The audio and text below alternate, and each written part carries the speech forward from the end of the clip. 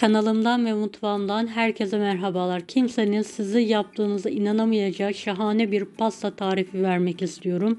Ev yapımı pandispanyası ve kremasıyla 25 kişilik kocaman bir pasta tarifi için ilk olarak pandispanyamızı hazırlayalım. Uygun bir kaba 10 adet yumurta beyazı, 1 fiske tuz alınarak çırpılmaya başlanır. 1 su bardağı toz şeker azar azar ilave edilerek yumurta beyazı katı kar haline gelene kadar çırpılır.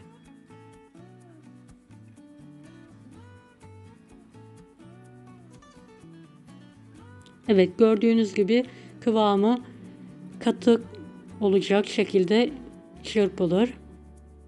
10 adet yumurta sarısına 1 su bardağı toz şeker azar azar eklenerek çırpılmaya devam edilir.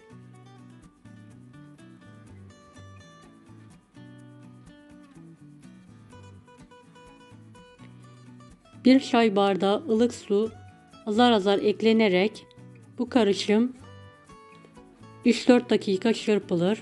2 yemek kaşığı sıvı yağ eklenir ve çırpılmaya devam edilir. Tüm katı malzemeler uygun bir kasede karıştırılır. 2 su bardağı un artı 1 yemek kaşığı un, 1 su bardağı nişasta artı 1 yemek kaşığı nişasta, 2 paket vanilya, 2 paket kabartma tozu karıştırılarak 3-4 seferde yumurta sarılı karışıma eklenir ve mikser yardımıyla çırpılır.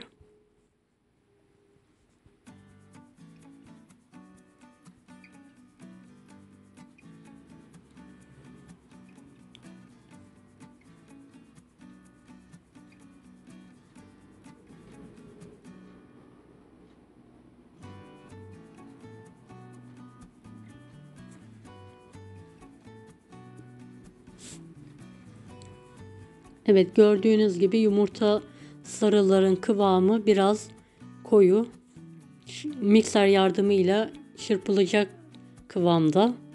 Bu aşamadan sonra mikserimizi bırakıyoruz ve spatula ile devam ediyoruz. Yumurta beyazını yumurta sarısına 3-4 seferde azar azar ekleyerek yavaş yavaş spatula yardımıyla yumurta beyazlarını söndürmeden karıştırıyoruz.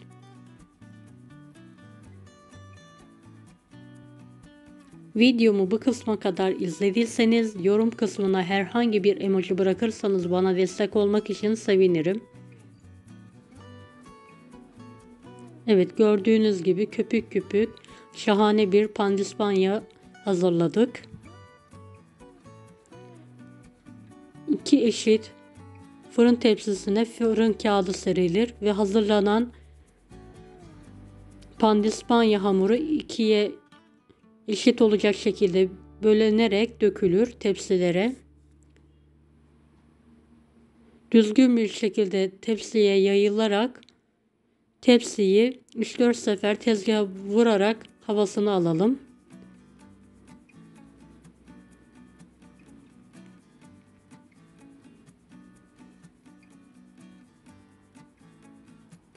Tepsinin her tarafına gelecek şekilde spatula yardımıyla düzelttikten sonra tezgahımıza vuralım ve havasını alalım.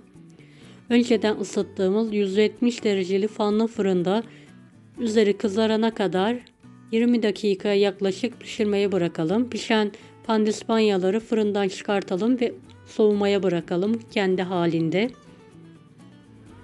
Evet, biz bu aşamada kremamızı hazırlayalım.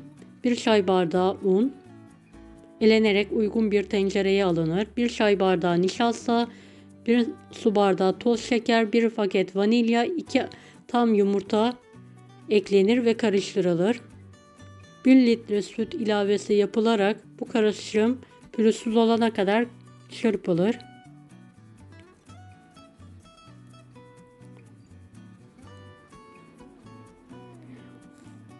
Orta ocakta sürekli başından ayrılmadan karıştırarak koyu muhallebi kıvamına gelene kadar kremamızı pişirelim.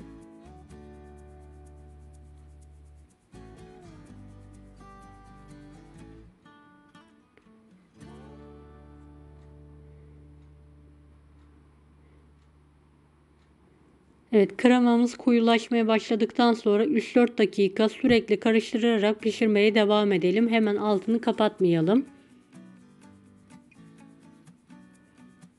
Yeteri kadar pişen kremanın altını kapatalım.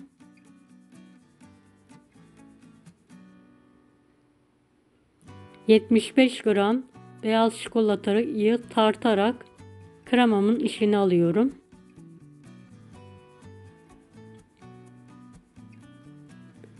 ...75 gram oda ısısındaki tereyağı da ekleyerek...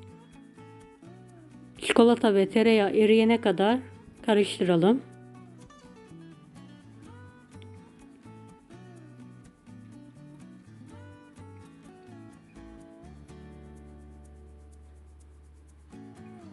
İlk sıcaklığı çıkan kremanın üzerini hava almayacak şekilde kapatalım ve soğumaya bırakalım.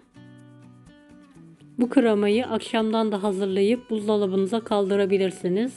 Ertesi günü daha kıvamlı, daha lezzetli bir krema elde etmiş olursunuz.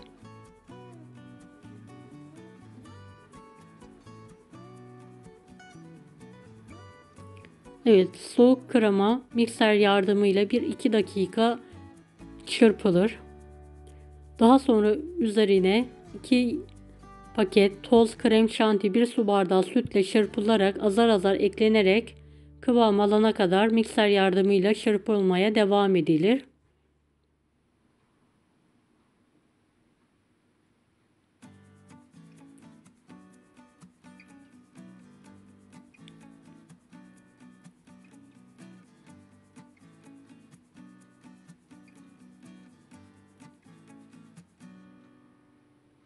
...100 gram krema eklenir ve çırpılmaya devam edilir. Bu aşamadan sonra eğer kremanızın kıvamı istenilen kıvamda değilse biraz süt ilavesi yapabilirsiniz. Benimki kıvamı iyi olduğu için süt ilavesi yapmadım. 5-6 dakika mikser yardımıyla kremamı çırpmaya devam ettim. Ne kadar çırparsanız kıvamı o kadar lezzetli olacaktır. Evet, kremamız artık hazır. Gördüğünüz gibi köpük köpük şahane bir krema. Pandispanyaları soğuduktan sonra elimde H harfinde bir kalıp çıkarmıştım. Ona göre bir bıçak yardımıyla kesiyorum. Siz istediğiniz harfi kesebilirsiniz.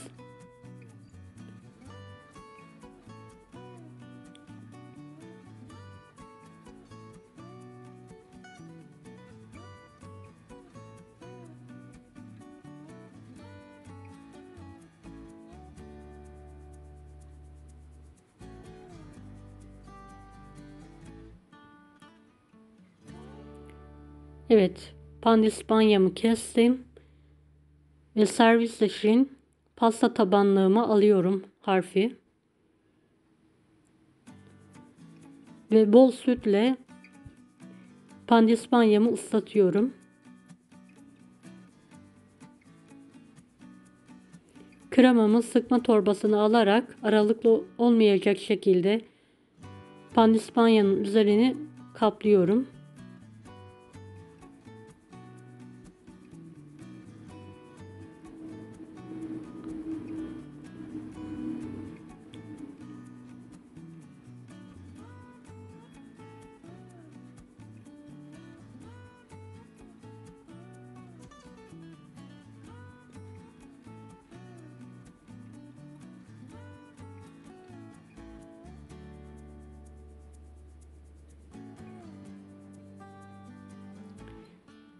Evet, kremayı sıktıktan sonra 4 adet muzu ince olacak şekilde dilimledim ve pandispanyanın üzerine sıralıyorum, kremaların üzerine. 2 pakette arasına Antep fıstıklı direce serpiyorum ara ara. Üzerine ıslattığım pandispanyalı diğer kek parçasını ekleyerek tekrardan krema sıkıyorum ve pastamı süslemeye başlıyorum. Dilediğiniz şekilde süsleme yapabilirsiniz. Benim elimde yenebilen çiçekler vardı. çilek, draje, jelibon ve çikolatalarla süslememi yaptım.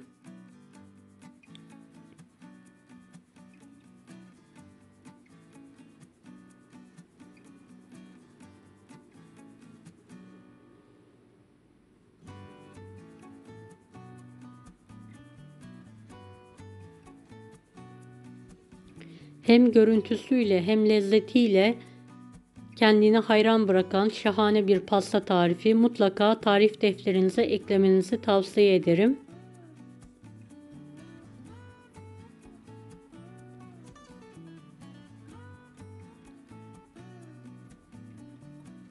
Özel günlerinizde, doğum günlerinizde masalara, sofralara şenlik katacak bir pasta tarifi. Deneyecek olanlara şimdi ekleyiniz. Deneyecek olanlara şimdiden kolaylıklar dilerim. Kanalıma ücretsiz abone olmayı unutmayın. Bir dahaki videolarda görüşmek üzere. Allah'a emanet olun. Hoşça kalın. Daha farklı tarifler için bunları da izlemeyi unutmayınız.